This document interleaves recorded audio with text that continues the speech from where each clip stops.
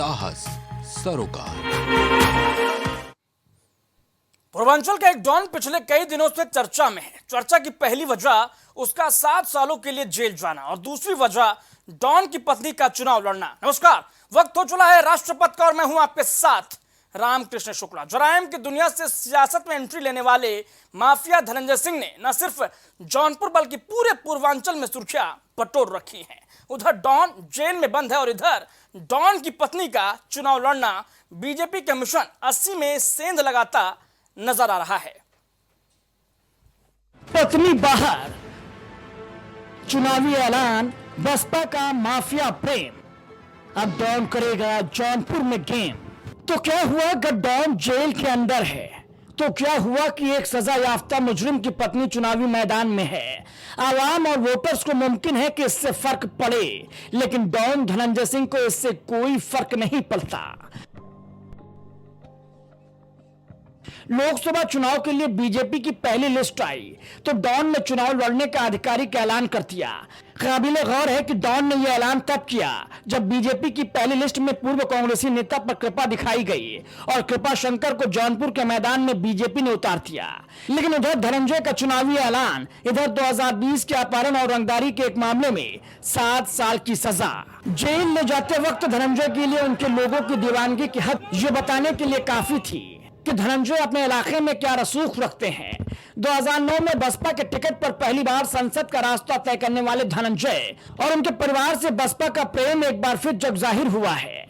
Bahujan Samaj party ने Jaunpur Lok Sabha seat से धनंजय सिंह की पत्नी श्रीकला रेड्डी को टिकट दिया है। अपहरण और रंगदारी के मामले में धनंजय सिंह के जेल जाने के बाद उनका चुनाव लड़ना मुश्किल हो गया था। तभी से कयास लग रहे थे कि वो अपनी पत्नी श्रीकला रेड्डी को मैदान में उतार सकते हैं। अब श्रीकला रेड्डी को बसपा का टिकट मिलने के बाद जौनपुर सीट पर मुकाबला त्रिकोणीय हो गया है।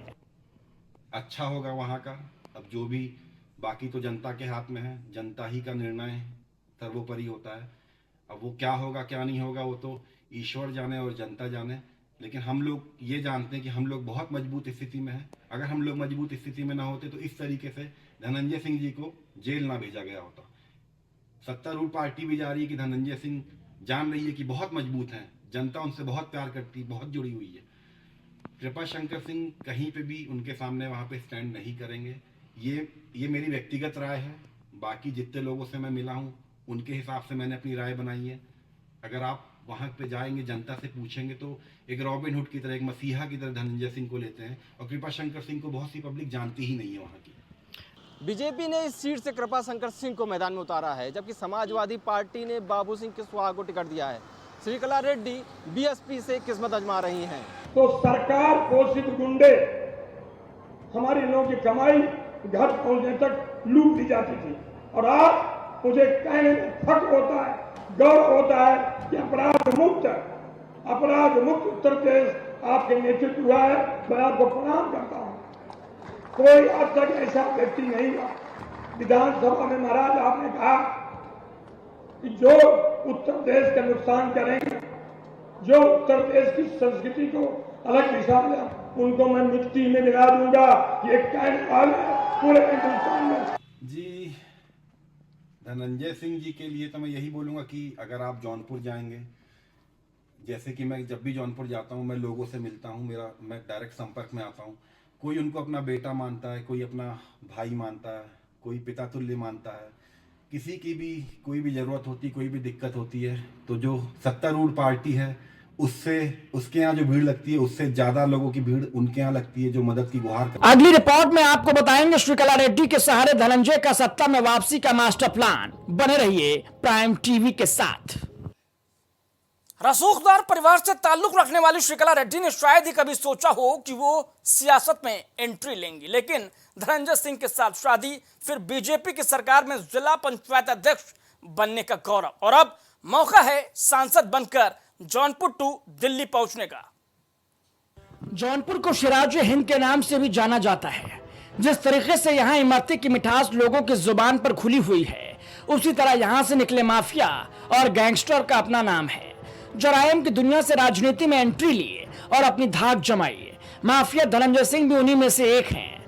धनंजय बाहर रहा हो या फिर जेल में, क्राइम और राजनीति का किंग बना रहा। जेल में रहते हुए चुनाव जीता और विधायक बना, लेकिन जराइम और राजनीति में वर्चस्व को लेकर दुश्मन में खूब बनाए और अंजाम जेल की कोठरी। बहरहाल अब डॉन अंदर है और डॉन की पत्नी श्रीकला रेड्डी अब चुनावी मैदान में है। जौनपुर सीट से बसपा उम्मीदवार श्रीकला रेड्डी मौजूदा वक्त में जिला पंचायत अध्यक्ष हैं। उनका ताल्लुक तेलंगाना के सियासी परिवार से है। इनके पिता स्वर्गीय जितेंद्र रेड्डी निर्दल विधायक रहे हैं। वो तेलंगाना की हुजूर नगर विधानसभा सीट से निर्दल विधायक चुने गए हैं। श्रीकला ने इंटरमीडिएट की पढ़ाई चेन्नई से पूरी की है।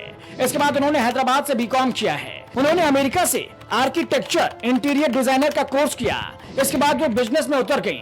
पूर्व सांसद धनंजय सिंह और श्रीकला रेड्डी ने फ्रांस की राजधानी पेरिस में शादी की। शादी के बाद भारत आकर भी पारंपरिक तरीके से दोनों ने 7 फेरे लिए। शादी के बाद श्रीकला भी राजनीति में उतर आई। 2021 में जौनपुर के वार्ड 45 से जिला पंचायत सदस्य चुनी गई। इसके बाद जिला पंचायत अध्यक्ष का चुनाव भी वो जीती। इनके ससुर और धनंजय सिंह के पिता राजदेव सिंह भी विधायक रह चुके हैं।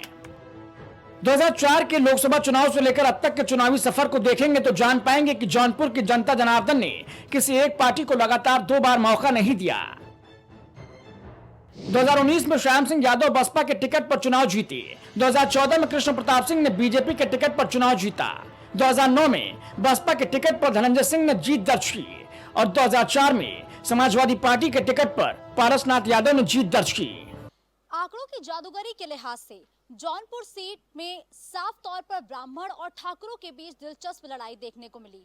लोकसभा चुनाव पर गौर करें तो यहां पर 18 बार लोकसभा चुनाव हुए, 18 सांसद तक चुने गए, लेकिन इन 18 में से 11 बार मौका ऐसा आया जब ठाकुर सांसद चुने गए। फिलहाल मौजूदा वक्त में यहां से बसपा के सांसद हैं। अपने सहयोगी प्रतीक वर्मा के साथ मैं मुस्कान अजमानी, प्राइम टीवी। पूर्वांचल की लड़ाई में बीजेपी पिछले चुनाव में 20 साबित हुई थी, लेकिन 2019 में भी बीजेपी को पूर्वांचल की कुछ सीटों पर नुकसान जरूर हुआ था। इनमें जौनपुर की सीट भी शामिल थी। तब बसपा के ही श्याम सिंह यादव ने जीत दर्ज की थी और इस बार बसपा ने दांव खेला है एक क्षत्रिय नेत्री पर। धनंजय सिंह के जेल जाने के बाद जौनपुर की इस लड़ाई को बीजेपी के लिए एक तरफा समझा जा रहा था, लेकिन समाजवादी पार्टी की ओर से बसपा सरकार में मंत्री रह चुके बाबू सिंह कुशवाहा को टिकट और आखिर में बसपा ने अपने सिटिंग सांसद का टिकट काटकर श्रीकला रेड्डी को मैदान में उतारा है। यानी जो सीट बीजेपी के लिए खास मायने रखती है, वहां पर लड़ाई अब त्रिकोणीय हो चुकी है। बीजेपी ने 2 मार्च को अपनी पहली लिस्ट जारी की। इसमें जौनपुर से कृपा शंकर सिंह को टिकट दिया गया। महाराष्ट्र कांग्रेस के दिग्गज नेताओं में शुमार थे कृपा शंकर ने हाथ का साथ छोड़ बीजेपी ज्वाइन कर ली। जौनपुर से बीजेपी का खास कनेक्शन भी माना जाता है। बीजेपी का जौनपुर से पुराना नाता रहा है। सबसे बड़ी वजह है कि पंडित दीनदयाल उपाध्याय जौनपुर से चुनाव लड़े थे और भारतीय जनता पार्टी के पूर्ववर्ती संगठन जनसंघ से मुखिया थे और जौनपुर में पहला चुनाव लड़े। लेकिन 1963 में वो जौनपुर से चुनाव लड़े और वहां से उनको शिकस्त झेलनी पड़ी और यही उनका पहला और अंतिम चुनाव था। श्रीकला रेड्डी के चुनाव मैदान में उतरने से इस सीट पर चुनाव बेहद रोचक हो गया है। इस सीट से जहां भाजपा ने राजनीति के कद्दावर कहे जाने वाले कृपा शंकर को उतारकर सीट को हॉट बना दिया है, तो श्रीकला को अब सहानुभूति मिलने की उम्मीद भी जाहिर की जा रही है। श्रीकला को दलित और राजपूत वोटरों का सहारा है। इन दोनों जातियों की तादाद 2+2 यानी 4 लाख के करीब है। उधर पिछले 2 दशक से ज्यादा समय से राजनीति में होने की वजह से धनंजय सिंह के प्रभाव को जिले में कम आंकना भारी भूल होगी। और दूसरा ये कि पिछले 20 सालों से बसपा 2 बार यहां से जीत दर्ज कर चुकी है। बहरहाल जौनपुर में छठे चरण के तहत 25 मई को चुनाव होना है। जनता किस पर भरोसा जाहिर करती है और किसके वादे पर एतबार कर उसे संसद पहुंचाती है, ये देखना अहम होगा। Bureau report, prime TV. Lok Sabha चुनाव के पहले छत्तीसगढ़ में सुरक्षा बलों को बड़ी कामयाबी मिली है। कांकेर जिले में माड़ इलाके में पुलिस ने 29 नक्सलियों को ढेर कर दिया है। सभी के शव बरामद हो गए हैं। इनमें नक्सली लीडर शंकर राव भी शामिल है। मुठभेड़ में बीएसएफ इंस्पेक्टर रमेश चौधरी सहित 3 जवान घायल हुए हैं। इनमें डीआरजी के 2 जवान हैं। फिलहाल मौके से 5 AK-47 बरामद की गई है।